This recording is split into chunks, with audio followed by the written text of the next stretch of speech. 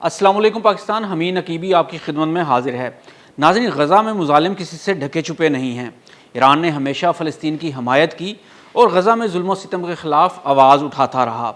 امریکہ اسرائیل ایران جنگ کا پہلا اور سب سے بڑا سبب بھی غزہ ہی تھا، لیکن کیا کبھی آپ نے سوچا ہے حالیہ کچھ مہینوں سے جاری ایران امریکہ جنگ میں غزہ کا نام کہیں بھی نہیں ہے۔ پوری دنیا کی توجہ جو پہلے غزہ پر تھی اب غزہ سے ہٹ کر ایران امریکہ جنگ پر ہے۔ غزہ میں کیا ہو رہا ہے کوئی نہیں جانتا۔ دنیا کو جنگ میں الجھا کر اسرائیل غزہ میں کیا کھیل کھیل رہا ہے، دنیا بالکل خاموش ہے۔ غزہ کے حالات، غربت، بھوک، افلاس پوری دنیا بھول چکی ہے۔ لیکن آج سوال یہ ہے کہ جب ایران اور امریکہ ایک دوسرے سے الجھ رہے ہیں تو اسرائیل غزہ میں خاموشی سے کیا کھیل کھیل رہا ہے؟ کیا اسرائیل خاموشی سے غزہ کا نقشہ بدل رہا ہے؟ کیا جنگ بندی کے نام پر بنائی گئی عارضی لائن اب مستقل سرحد بن رہی ہے؟ اسرائیل غزہ کے اندر دنیا کی نظروں سے بچ کر تقریباً 23 کلومیٹر طویل مٹی کا بڑا بند کیوں بنا رہا ہے؟ ایران اور دنیا کو جنگ میں الجھا کر اسرائیل غزہ میں کون کون سے مقاصد حاصل کر رہا ہے؟ ناظرین، گزشتہ 5 ماہ کے دوران جو کچھ غزہ اور مغربی کنارے میں ہوا وہ صرف جنگ کی خبریں نہیں، یہ فلسطین کے مستقبل کی جغرافیائی تبدیلی ہے۔ پہلا بڑا انکشاف تو یہ ہوا ہے کہ غزہ اب صرف تباہ نہیں ہو رہا، تقسیم بھی ہو رہا ہے۔ جولائی 2026 میں سیٹلائٹ تصاویر اور زمینی رپورٹس نے ایک انتہائی اہم حقیقت سامنے رکھی ہے۔ اسرائیل غزہ کے اندر ایک تقریباً 23 کلومیٹر طویل مٹی کا بڑا بند بنا رہا ہے۔ یہ بند اسی نام نہاد یلو لائن کے ساتھ بنایا جا رہا ہے جو جنگ بندی کے بعد اسرائیلی فوج کے انخلا کی عارضی لائن سمجھی جا رہی تھی۔ لیکن اب مسئلہ یہ ہے کہ یہ لائن صرف کاغذ پر نہیں رہی، اس کے ساتھ فوجی نگرانی، سیکیورٹی زونز اور زمینی رکاوٹیں بن رہی ہیں، اور نتیجہ اسرائیل غزہ کے نصف سے زیادہ علاقے پر کنٹرول رکھتا ہے، جبکہ فلسطینی آبادی کو مغربی ساحلی علاقے پر محدود کیا جا رہا ہے۔ یعنی ایک ایسا غزہ جو پہلے ہی تباہ ہو چکا ہے اب عملی طور پر 2 حصوں میں تقسیم ہوتا دکھائی دے رہا ہے۔ لیکن فلسطین کا دوسرا محاذ مغربی کنارہ شاید اس سے بھی زیادہ خاموشی سے تبدیل ہو رہا ہے۔ اقوام متحدہ کے مطابق 2026 میں اب تک 3200 سے زائد فلسطینی مغربی کنارے میں بے گھر ہو چکے ہیں۔ یہ شرح گزشتہ 3 سال کی اوسط یومیہ شرح سے تقریباً دگنی ہے۔ یہاں ایک بات یاد رکھیں، 3200 کا ذکر کیا گیا تو ہو سکتا ہے اس سے یہ تاثر جائے کہ یہ تو بڑی معمولی سی اور چھوٹی سی تعداد ہے، لیکن یاد رکھیں کوئی یہ غزہ جو ہے بہت بڑی بستی نہیں ہے، اس لحاظ سے یہ بہت بڑی تعداد ہے۔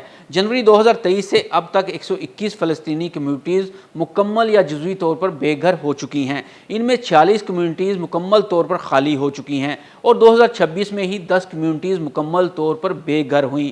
یہ صرف ایک گھر گرانے کی کہانی نہیں ہے، یہ ایک ایسا عمل ہے جس میں پہلے آباد کاروں کے حملے ہوتے ہیں، پھر دھمکیاں آتی ہیں، پھر نقل و حرکت محدود ہوتی ہے اور پھر زمین تک رسائی ختم ہو جاتی ہے اور آخرکار لوگ اپنا گھر، زمین اور روزگار چھوڑنے پر مجبور کر دیے جاتے ہیں۔ یعنی فلسطینیوں کو ہمیشہ ایک ہی دن میں نہیں نکالا جا رہا، بعض جگہوں پر انہیں ایسی صورتحال میں دھکیلا جا رہا ہے جہاں وہاں رہنا ہی تقریباً ناممکن بن جاتا ہے، اور اس کے اثرات صرف گھروں تک محدود نہیں۔ مغربی کنارے میں اسرائیلی آبادکاروں کے حملے 2026 میں فلسطینی زخمیوں کی ایک بڑی وجہ بن چکے ہیں۔ اقوام متحدہ کے مطابق جولائی کے وسط تک آبادکاروں کے حملے فلسطینیوں کے تمام زخمی ہونے کے واقعات میں 55% تک شامل ہیں۔ اس کے ساتھ ہی فلسطینی اسکولوں اور گھروں کے خلاف انتہامی کارروائیاں جاری ہیں، اور مشرقی یروشلم میں 84 اسکول سی ایریا ایسے ہیں جنہیں انہدام یا تعمیر روکنے کے اقدامات کا سامنا ہے۔ اور اب آتے ہیں شاید اس سے بھی بڑے انکشاف کی طرف۔ گزشتہ مہینوں میں اسرائیلی فوج نے غزہ کے اندر اپنی فوجی چوکیوں اور سیکیورٹی پوزیشنز کو وسعت دی ہے۔ یعنی اسرائیل صرف علاقہ پر قبضہ کر کے وہاں سے گزر نہیں رہا، وہ وہاں نگرانی کے نظام، فوجی انفراسٹرکچر اور سیکیورٹی زون قائم کر رہا ہے۔ یہ کسی عارضی جنگی آپریشن یا مستقل کنٹرول کے درمیان سب سے بڑا فرق ہوتا ہے۔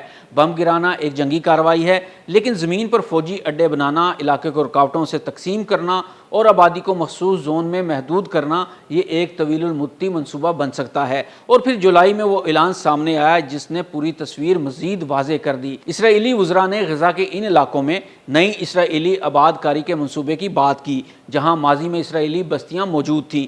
ساتھ ہی مغربی کنارے میں نئی بستیوں کے لیے تقریباً $427 ملین سے زائد کی بجٹ بھی منظور کیا گیا، جس سے 34 نئی بستیوں یا آباد کاری کے منصوبوں کی تقویت مل سکتی ہے۔ اب ذرا تصویر مکمل عمل کیجیے۔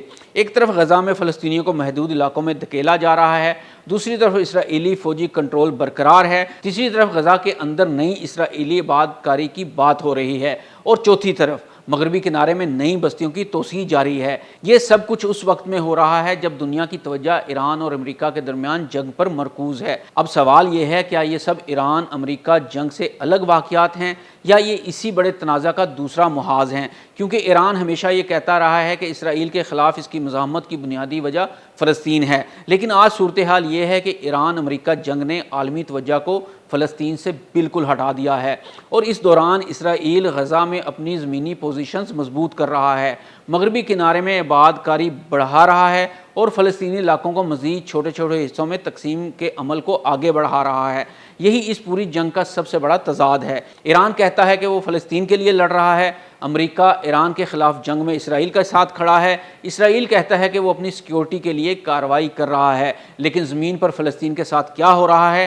غزہ میں فلسطینیوں کے پاس رہنے کے لیے جگہ کم ہو رہی ہے، مغربی کنارے میں فلسطینی کمیونٹیز خالی ہو رہی ہیں، نئی اسرائیلی بستیاں بن رہی ہیں، اور جنگ کے دوران بنائی گئی عارضی لائنیں مستقل سرحدوں میں تبدیل ہونے کا خطرہ پیدا کر رہی ہیں۔ ناظرین، حمید نقیبی کو اجازت دیجیے۔ اللہ حافظ۔